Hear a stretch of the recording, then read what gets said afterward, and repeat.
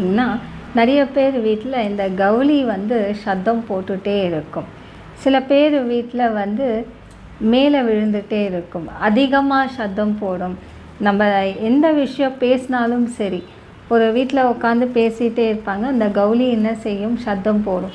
அப்போ அவங்க நினைப்பாங்க இது நல்ல சகுனம் அப்படின்னு சொல்லி. நல்லதுக்கோ உத்தரவாதம் கொடுக்கும், கெட்டதுக்கும் உத்தரவாதம் கொடுப்பது கவுளி. கவுளி பார்த்திங்கன்னா ஒரு அவதாரம்.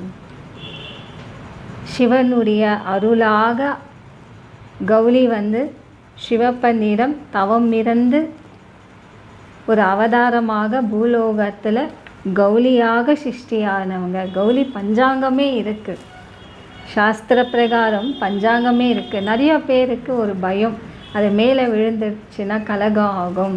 சில பஞ்சாங்கம் எடுத்து பார்க்குவாங்க, சரி வலது பக்கம் விழுந்தால் நல்லது, இடது பக்கம் விழுந்தால் நல்லது அப்படி